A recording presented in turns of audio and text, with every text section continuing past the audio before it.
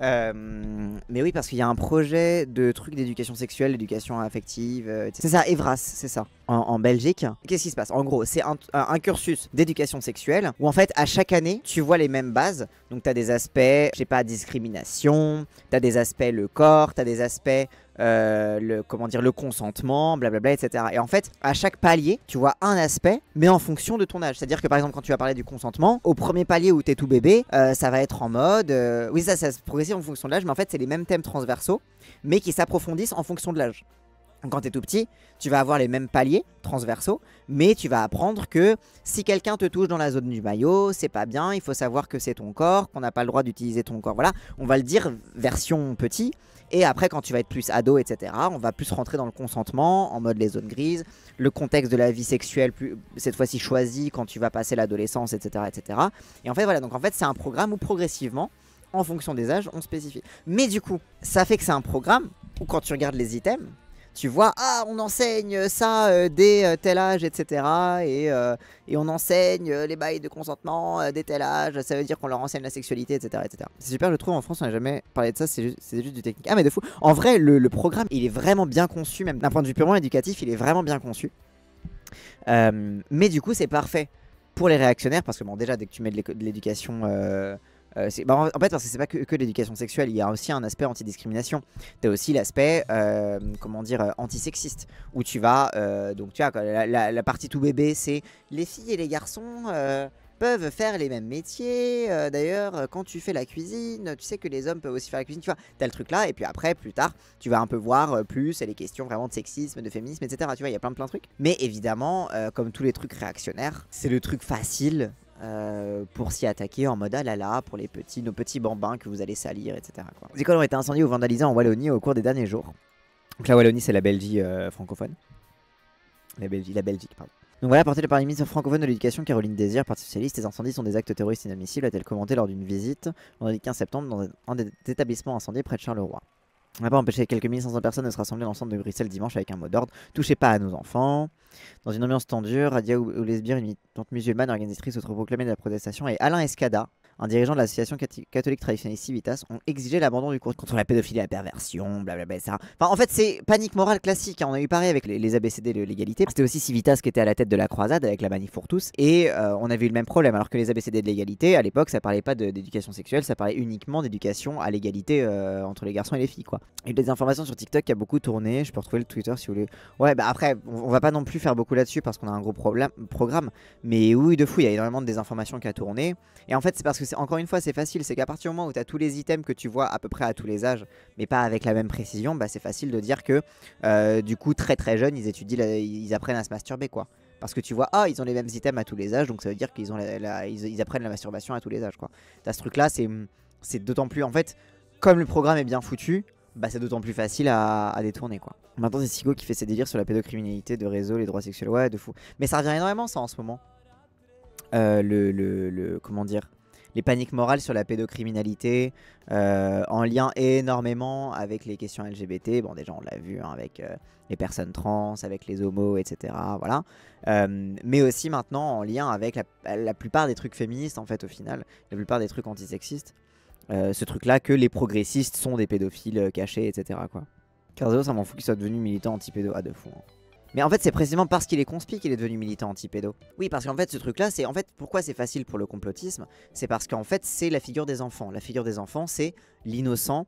L'innocent contre qui toute chose est un scandale contre lequel il faut se révolter. Et c'est vrai, la pédocriminalité, c'est horrible. C'est l'enfer. Sauf que comment lutter contre la pédocriminalité? Bah, aussi en partie par la sensibilisation des enfants à la souveraineté de leur corps et donc au consentement. Mais le complotisme adore cette figure de l'innocence. Parce qu'en fait, les complotistes, tout ce qu'ils font, c'est avoir un discours dans lequel ils révèlent quelque chose d'honteux, quelque chose d'horrible, quelque chose contre lequel tu ne peux que te soulever. Tu révèles un truc de voilà où dès que tu le dis c'est vraiment tellement horrible que évidemment voilà. Et tu es en plus le seul à en parler. Donc sur la pédocriminalité, t'as ce truc là, t'as le truc parfait de les enfants victimes en plus d'un truc horrible. Et en plus, on est les seuls à en parler, et donc c'est bien la preuve qu'on est les seuls qui détenons la vérité. En fait, c'est la meilleure pipeline pour rentrer dans le complotisme, quoi. C'est typiquement, on a eu ça aussi avec le Pizzagate, avec les bails autour d'Epstein, etc. Où Epstein, c'était vrai. Epstein, c'était vrai. Les bails de pédocriminalité et tout. mais ça a été utilisé dans QAnon pour encore plus renforcer le sentiment de lutte pour la justice, les sentiments de lutte contre un système cohérent qui faisait du mal aux plus vulnérables, c'est-à-dire les enfants et nous les blancs, grand remplacés par les noirs et les arabes. En fait, c'est ça, c'est que le complotisme, c'est une politique de la vulnérabilité et c'est une politique de la victime, de la victime en fait. Après la pédophilie, ah non mais bien sûr, la pédocriminalité de fou, c'est réel, je suis d'accord.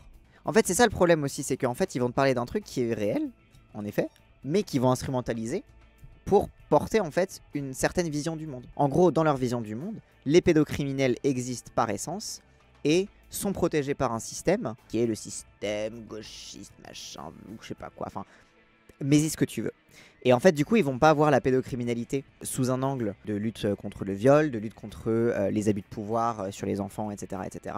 Mais ils vont le voir comme la lutte contre un système qui avance masqué dans l'ombre, etc. Et qu'en fait, au final, ils vont pas être intéressés par la lutte contre la pédocriminalité. Ils vont être intéressés parce que pour eux, lutter contre la pédocriminalité, c'est lutter contre ce système dans l'ombre qui tire les ficelles, etc. Et du coup, fais tomber le système, tu feras tomber la pédocriminalité. Donc en fait, ils luttent absolument pas contre. Et que s'ils s'intéressaient vraiment à ce qui fait la pédocriminalité et à comment tu protèges les enfants de ça, bah, ils arriveraient aux mêmes conclusions que les gens qui font les trucs Evras, c'est-à-dire bah oui, il faut de l'éducation sexuelle, il faut de la protection, il faut des droits des enfants, il faut de la protection des enfants contre leurs parents. Et ça c'est en fait parce qu'en fait c'est des parents qui s'inquiètent, mais qui s'inquiètent parce qu'ils veulent surtout pas lâcher le contrôle de leurs enfants. T'as ce truc là c'est des parents qui ont peur pour leurs enfants, et alors que pour protéger leurs enfants, faudrait précisément donner aux enfants des droits opposables à leurs parents, bah eux ils s'inquiètent en voulant renforcer le contrôle sur leurs enfants. Ils sont dans une logique, dans un espace mental qui défait toutes les potentialités de lutte contre la pédocriminalité. Parce qu'en fait, la pédocriminalité, etc., elle est énormément incestueuse. Et typiquement, la lutte contre l'inceste, faut aller à l'intérieur de la famille. Faut aller dans tout ce qui fait la domination adulte, c'est-à-dire tout ce qui fait la domination des parents sur les enfants et des adultes sur les enfants en règle générale, qui permet cet abus de pouvoir qui est l'inceste et la pédocriminalité. Parce que l'inceste et la pédocriminalité, c'est l'abus de pouvoir. 90% de milieux proches dans la pédocriminalité. Ouais, c'est ça. Statistiquement, il y a forcément des parents qui militent contre l'éducation sexuelle qui sont également auteurs. Ah, de fou. Bien sûr. Mais c'est aussi pour ça qu'en fait, quand ils prétendent lutter contre la pédocriminalité, c'est totalement l'inverse qu'ils font. Je pense quoi de l'abandon de la critique de la famille par la gauche depuis déjà pas mal de temps, notamment les filles qui en parlent jamais. C'est compliqué. Parce que... En fait, la critique de la famille, elle n'a pas été abandonnée par la France Insoumise. Sinon, on proposerait pas l'adoption sociale. On proposerait pas la décorrélation entre les statuts et les droits des partenariats civiques avec la présomption de sexualité, la présomption d'hétérosexualité, etc. Mélenchon parle énormément de familles alternatives, bien évidemment. En fait, c'est parce que, en fait, c'est plutôt que entre temps, en fait, depuis la critique, on va dire 68arde, de la famille, donc en fait, qu'il a une critique féministe en fait de la famille, voilà, comme lieu de reproduction des inégalités, comme lieu de reproduction des dominations, etc. Cette critique a eu le temps de maturer et de se transformer précisément en proposition politique et de se diluer aussi dans d'autres luttes. C'est-à-dire qu'en fait, cette critique de la famille était une critique féministe. Et en fait, cette critique féministe rejoint la plupart des propositions féministes pour l'éducation sexuelle, pour l'indépendance financière, l'indépendance économique, l'indépendance des jeunes, etc., etc. Donc en fait, tout ça, ça a été dilué dans des propositions politiques concrètes. Mais après, il y a aussi un problème qui est le fait que l'impensé en fait de la critique de la famille, je parlais de la critique de la famille nucléaire. Oui, mais justement, la critique de la famille nucléaire, elle est totalement, pour moi, elle est totalement digérée à gauche. Mais précisément par l'intégration des revendications LGBT et aussi, t'as un Mélenchon qui va aller encore plus loin en proposant les adoptions sociales, ce qui est le cas de personne d'autre à gauche à ma connaissance. Mais par exemple, tu vois, cette critique, typiquement, elle se heurte aussi au constat antiraciste. C'est-à-dire que le constat antiraciste qui va dire oui, vous êtes bien gentil, mais dans un contexte d'une société qui est raciste, d'une société qui est hostile et dans laquelle précisément la première solidarité de race, c'est la solidarité familiale. Les premiers qui t'apprennent à te méfier de la police, des institutions, à apprendre, etc., c'est ta famille. Et dans ce cas-là, porter cette critique de la famille comme quelque chose de... que quoi qu'il en soit, que la famille est forcément oppressive, c'est faux.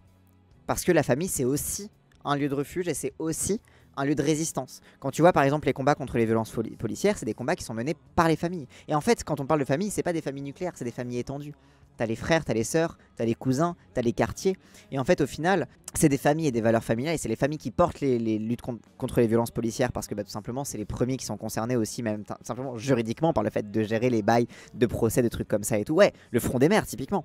Mais aussi parce que, en fait, c'est le seul réseau de solidarité quand l'État est contre toi. Parce qu'en fait, la critique de la famille, c'est une critique qui vise à transformer la solidarité familiale, qui est censée être une solidarité un petit peu traditionnelle, hiérarchique, en une solidarité qui est gérée par l'État. C'est toute la logique de ce n'est plus la famille qui va s'occuper des vieux, mais c'est l'État qui va les prendre en charge. Sauf qu'en fait, ça implique que l'État le fasse correctement. Et ça implique que l'État le fasse vraiment.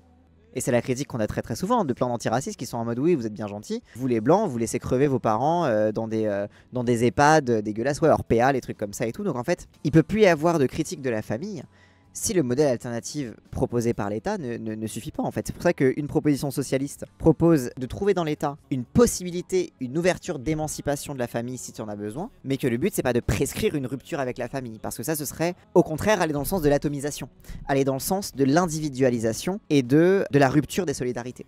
Et ça pour le coup c'est l'agenda néolibéral qui veut ça. L'enjeu c'est de remplacer la famille par d'autres solidarités, et non pas de remplacer la famille par une individualité. Et en fait, c'est ça qui est compliqué parce qu'en fait, beaucoup de la critique de gauche de la famille a été récupérée dans le sens individualiste et non pas dans le sens collectiviste. Non, bordel, on va pas s'émanciper de la famille pour se soumettre à l'État. Bah oui, mais en attendant, comment tu prends en charge les solidarités autrement? C'est compliqué. Les solidarités à grande échelle que met en place la famille, que ce soit des solidarités de, typiquement, quand tu vis encore sous le toit de tes parents, etc. C'est toute la question de l'allocation d'autonomie pour les jeunes, par exemple. La question qui était beaucoup discutée pendant la campagne présidentielle de 2022.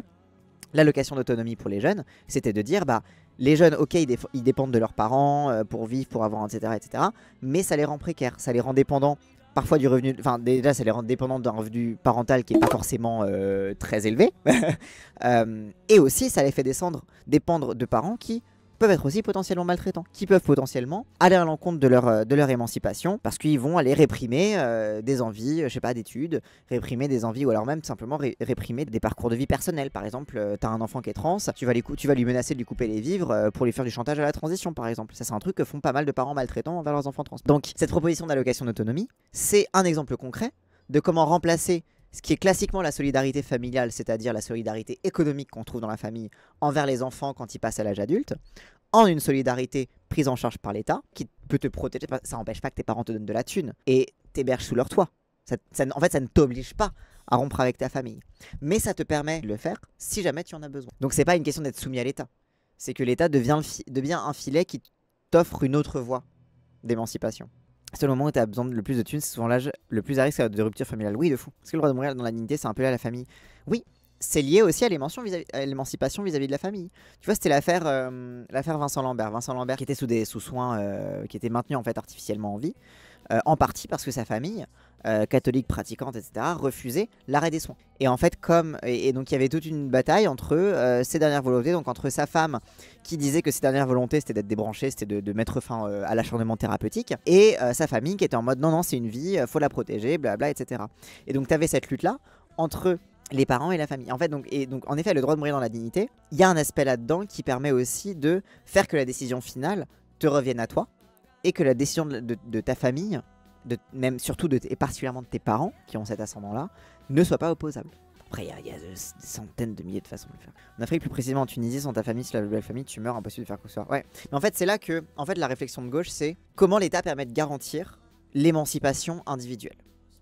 En fait, l'émancipation individuelle, c'est quoi? C'est le comment dire? C'est le logiciel humaniste classique.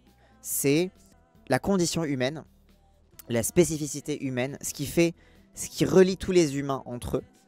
C'est le fait qu'on est producteur de notre propre histoire. Qu'on est producteur, que la liberté, le libre arbitre, fait qu'on produit nous-mêmes notre propre histoire, notre propre vie, etc., etc. Donc, dans ce sens-là, le rôle de l'État, c'est de permettre de garantir cette émancipation, de permettre de garantir que ce soit... En fait, après, tu choisis. Tu choisis si tu préfères la famille, si tu préfères suivre une voie plus d'une famille alternative, d'une famille amicale, d'une famille amoureuse, etc., que tu choisis toi-même, de la solitude, etc., etc. Mais l'État est là pour garantir précisément ce libre choix, que ce choix soit le plus libre et le plus éclairé possible, et que ils dépendent le plus possible de ton libre arbitre. Encore une fois, le libre arbitre, on n'arrivera jamais à un libre arbitre total, mais qu'ils tendent le plus possible vers le fait que tu puisses produire ta propre vie et que tu ne dépendes pas de pression extérieure. Et c'est ce qui est compliqué. Moi, j'ai envie de me dire un truc. Si on met en place le salaire à vie dès la naissance, Balek d'abolir la famille parce que du coup, le chantage de l'argent il marche pas, t'es indépendant. Ouais, de fou, de fou. Mais en fait, c'est que ça. Parce que, en effet, si t'imagines un salaire à vie dès la naissance, dans ce cas, la famille devient un lieu d'élection et un lieu de choix. Puisque grâce à ce salaire à vie, tu peux très bien t'en passer.